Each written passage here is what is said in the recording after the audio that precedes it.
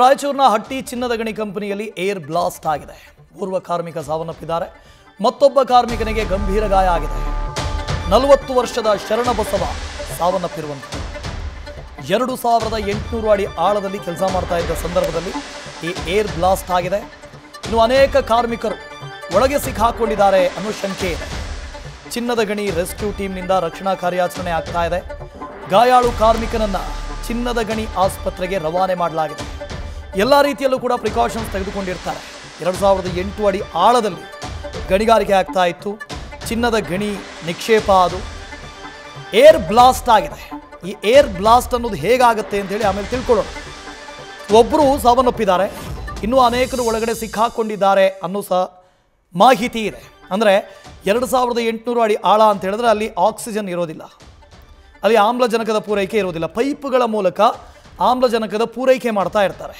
ಆ ಒತ್ತಡದಿಂದಾಗಿ ಅಲ್ಲಿ ಬ್ಲಾಸ್ಟ್ ಆಗಿರುವಂಥ ಸಾಧ್ಯತೆಗಳಿದ್ದಾವೆ. ಈ ಹಿನ್ನೆಲೆಯಲ್ಲಿ ಓರ್ವ ಸಾವನ್ನಪ್ಪಿದ್ದಾರೆ, ಅನೇಕರು ಒಳಗಡೆ ಸಿಕ್ಕಾಕೊಂಡಿದ್ದಾರೆ ಅನ್ನೋ ಮಾಹಿತಿಯೂ ಕೂಡ ಇದೆ. ಶ್ರೀಕಾಂತ್ ಇದ್ರ ಬಗ್ಗೆ ಡೀಟೇಲ್ಸ್ ಅನ್ನು ಕೊಡ್ತಾ ಹೋಗ್ತಾರೆ. ಶ್ರೀಕಾಂತ್, ಮೊದಲನೇ ಪ್ರಶ್ನೆ, ಈ ಏರ್ ಬ್ಲಾಸ್ಟ್ ಅಂದರೆ ಏನು, ಅದು ಹೇಗಾಗತ್ತೆ ಅಂತ ಒಂದನೇದು. ಜೊತೆಗೆ ಈ ಪ್ರಿಕಾಷನ್ಸ್ ತೆಗೆದುಕೊಳ್ಳೋದಿಲ್ವಾ, ಮುನ್ನೆಚ್ಚರಿಕಾ ಕ್ರಮಗಳೆಲ್ಲ ಇರೋದಿಲ್ವಾ ಅಂತ? ವಸುದೇವ್, ದೇಶದ ಏಕೈಕ ಚಿನ್ನ ಉತ್ಪಾದಿಸುವಂತಹ ಗಣಿಗಾರಿಕೆ ಇರೋದು ರಾಯಚೂರು ಜಿಲ್ಲೆ ಲಿಂಗಸ್ಗೂರು ತಾಲೂಕಿನ ಹಟ್ಟಿಯಲ್ಲಿ. ಹಟ್ಟಿ ಚಿನ್ನದ ಗಣಿ ಕಂಪನಿ ಸ್ವತಂತ್ರ ಪೂರ್ವದಿಂದನೂ ಕೆಲಸ ಮಾಡ್ತಾ ಬರ್ತಾ ಇದೆ. ಈಗ ಸದ್ಯಕ್ಕೆ 4,500 ಕಾರ್ಮಿಕರು ಈ ಒಂದು ಹಟ್ಟಿ ಚಿನ್ನದ ಗಣಿಯಲ್ಲಿ ಕೆಲಸ ಮಾಡ್ತಾ ಇರುವಂತದ್ದು. ಮೊದಲಿನಿಂದಲೂ ಇವರ ಬೇಡಿಕೆ ಏನು ಅಂತಂದ್ರೆ, ನಮ್ಗೆ ಸೆಕ್ಯೂರ್ ಲೈಫ್ ಬೇಕು ಅಂದ್ರೆ ಅವರಿಗೆ ಯಾವ್ದಾದ್ರು ಒಂದು ಪ್ರೊಟೆಕ್ಷನ್ ಬೇಕಾಗ್ತದೆ. ಯಾಕಂದ್ರೆ ಅವರು ಸಾವಿರಾರು ಅಡಿಗಳ ಆಳಕ್ಕೆ ಹೊಕ್ಕು ಚಿನ್ನವನ್ನು ಉತ್ಪಾದನೆ ಮಾಡ್ತಾರೆ. ಚಿನ್ನದ ನಿಕ್ಷೇಪ ಏನಿರ್ತದಲ್ಲ ಅದನ್ನ ರಾ ಮಟೀರಿಯಲ್ ಅನ್ನ ಆಚೆ ತಗೊಂಡ್ಬರುವಂತಹ ಒಂದು ಕೆಲಸ ಬಹಳ ಹಾರ್ಡ್ ವರ್ಕ್ ಇರ್ತದೆ. ಇವರು ತಿಂಗಳಿಗೆ 2 ತಿಂಗಳಿಗೆ ಒಬ್ರು ಇಲ್ಲಿ ತೀರ್ಕೊಂಡು ಅಂದ್ರೆ ಮೃತರ ಆಗ್ತಾನೆ ಇರ್ತಾರೆ. ತಿಂಗಳಿಗೆ 2 ತಿಂಗಳಿಗೆ ಒಬ್ಬೊಬ್ರು. ಇವರು ಮೊದಲಿಂದನ ಬೇಡಿಕೆ ಏನು ಅಂತಂದ್ರೆ, ನಮ್ಗೆ ನಾವೇನಾದ್ರೂ ಮೃತರ ಆದ್ರೆ ನಮ್ಮ ಕುಟುಂಬಸ್ಥರಿಗೆ ಕೆಲಸ ಕೊಡಬೇಕು, ಹಾಗೇನೆ 1 ಕೋಟಿ ರೂಪಾಯಿಗಳ ಪರಿಹಾರವನ್ನ ಕೊಡ್ಬೇಕು ಅನ್ನೋಂಥದ್ದು. ಯಾಕಂದ್ರೆ ದಿನಕ್ಕೆ 4-5 ಕೆಜಿ ಬಂಗಾರವನ್ನ ಇಲ್ಲಿ ಉತ್ಪಾದನೆ ಮಾಡ್ಲಾಗ್ತದೆ. ಒಂದು ದಿನಕ್ಕೆ 4-5 ಕೆಜಿ ಅಂತಂದ್ರೆ ಕೋಟ್ಯಾಂತರ ರೂಪಾಯಿ ಹಣವನ್ನ ಇಲ್ಲಿ ವಹಿವಾಟು ಮಾಡ್ಲಾಗ್ತದೆ. ಎಲ್ಲಾ ಕೆಲಸವನ್ನು ಸಹ ಇಲ್ಲಿ ಕಾರ್ಮಿಕರೇ ಮಾಡ್ತಾ ಇರೋದ್ರಿಂದ ಏರ್ ಬ್ಲಾಸ್ಟ್ ಆಗಿ ಇವತ್ತು ಚನ್ನಬಸವಣ್ಣ ಅಂತ ಒಬ್ಬ ಕಾರ್ಮಿಕ ಅಂದ್ರೆ 2800 ಅಡಿಗಳ ಆಳಕ್ಕೆ ಹೋಗಿ ಚಿನ್ನದ ನಿಕ್ಷೇಪವನ್ನ ತೆಗಿತಾ ಇರುವಂತಹ ಒಂದು ಸಂದರ್ಭದಲ್ಲಿ ಈ ಒಂದು ಅಚಾತುರ್ಯ ಆಗ್ತದೆ. ಏರ್ ಬ್ಲಾಸ್ಟ್ ಅಂತಂದ್ರೆ ಈ ಒಂದು ಸಂದರ್ಭದಲ್ಲಿ ಒಳಕ್ಕೆ ಹೋಗಿರ್ತಾರಲ್ಲ, ಅಲ್ಲಿ ಆಕ್ಸಿಜನ್ ಸಮೇತನೇ ಈ ಒಂದು ಚಿನ್ನದ ನಿಕ್ಷೇಪಕ್ಕೆ ಆಳಕ್ಕೆ ಹೋದಾಗ ಏರ್ ಬ್ಲಾಸ್ಟ್ ಆಗಿರುವಂತದ್ದು. ಅಂದ್ರೆ ಅವರಿಗೆ ಅಂದ್ರೆ ಅಲ್ಲಿ ಗಾಳಿ ಕೂಡ ಒಳಗಡೆ ಒಂದು ಚೂರು ಗಾಳಿ ಇರೋದಿಲ್ಲ. ಇಂತಹ ಒಂದು ಸಂದರ್ಭದಲ್ಲಿ ಇವರೆಲ್ಲ ವಿತ್ ಆಕ್ಸಿಜನ್ ಒಳಗಡೆ ಹೋಗಿರ್ತಾರೆ ಅಂತ.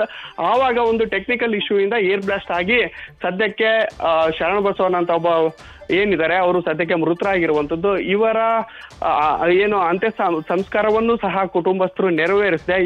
ಈ ಒಂದು ಸಾವಿಗೆ ನ್ಯಾಯ ಸಿಗ್ಬೇಕು ಅನ್ನೋಂತ ಒಂದು ನಿಟ್ಟಿನಲ್ಲಿ ಚಿನ್ನದ ಗಣಿ ಕಂಪನಿಯ ಆವರಣದಲ್ಲಿ ಈ ಒಂದು ಮೃತದೇಹವನ್ನ ಇಟ್ಕೊಂಡು ಬೆಳಗಿನ ಜಾವದವರೆಗೂ ಪ್ರತಿಭಟನೆ ಮಾಡಿರ್ತಾರೆ. ಯಾಕೆಂತಂದ್ರೆ ಪ್ರತಿ ಸರ್ತಿನೂ ಕಾರ್ಮಿಕರು ಮೃತರಾಗ್ತಾ ಇದ್ದಾರೆ. ಆದ್ರೆ ಅವರಿಗೆ ಒಂದು ಪರಿಹಾರ ಅನ್ನುವಂತ ಒಂದು ನಿಟ್ಟಿನಲ್ಲಿ 5 ಲಕ್ಷ 10 ಲಕ್ಷ ಕೊಟ್ಟು ಇವರನ್ನ ಕೈ ತೊಳೆದುಕೊಳ್ಳುವಂತಹ ಒಂದು ಹಿರಿಯ ಅಧಿಕಾರಿಗಳ ಒಂದು ನಡೆಯ ವಿರುದ್ಧವಾಗಿ ಒಂದು ಪ್ರತಿಭಟನೆಗೆ ಕುಳಿತುಕೊಳ್ತಾರೆ. 1 ಕೋಟಿ ರೂಪಾಯಿಗಳ ಒಂದು ಪರಿಹಾರವನ್ನ ನೀಡಬೇಕು. ಹಾಗೇನೆ ಏನ್ ಮೃತರಾಗಿದಾರಲ್ಲ, ಇವನ ಪತ್ನಿ ಡಿಗ್ರಿ ಕಂಪ್ಲೀಟೆಡ್ ಆಗಿದ್ದಾರೆ, ಇವನು ಒಂದು ಒಳ್ಳೆ ಕೆಲಸ ಕೊಡ್ಬೇಕು ಅನ್ನೋಂತ ಒಂದು ನಿಟ್ಟಿನಲ್ಲಿ ರಾತ್ರಿ ಇಡೀ ಪ್ರತಿಭಟನೆಯನ್ನ ಮಾಡ್ತಾರೆ. ಸ್ಥಳಕ್ಕೆ ರಾಯಚೂರಿನ SP ಪುಟ್ಟಮಾದಯ್ಯ ಹಾಗೇನೆ GT ಪಾಟೀಲ್ ಅಂದ್ರೆ ಹಟ್ಟಿ ಚಿನ್ನದ ಗಣಿ ಕಂಪನಿ ಅಧ್ಯಕ್ಷ GT ಪಾಟೀಲ್ ಅವರನ್ನು ಸಹ ಈ ಒಂದು ಸ್ಥಳಕ್ಕೆ ಹೋಗಿ ಏನು ಪ್ರತಿಭಟನಾಕಾರರಿದ್ರಲ್ಲ ಅವರನ್ನ ಒಂದು ಸಂತೈಸುವಂತ ಒಂದು ಕೆಲಸವನ್ನ ಮಾಡ್ತಾರೆ.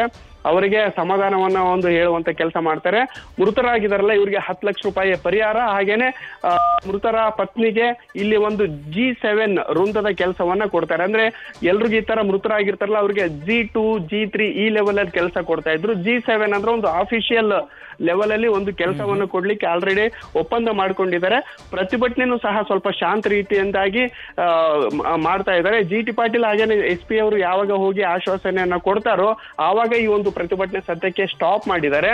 ಒಟ್ಟಾರೆ ಇವರ ಒಂದು ಕಾರ್ಮಿಕರ ಬೇಡಿಕೆ 1 ಕೋಟಿ ರೂಪಾಯಿ ಪರಿಹಾರವನ್ನ ನೀಡಬೇಕು, ಹಾಗೇನೆ ಒಳ್ಳೆ ರೀತಿಯ ಒಂದು ಕೆಲಸವನ್ನ ನೀಡಬೇಕು ಅನ್ನುವಂಥದ್ದು ಮೊದಲಿನಿಂದನೂ ಒಂದು ಪಟ್ಟು ಹಿಡಿತಾ ಇದ್ರು.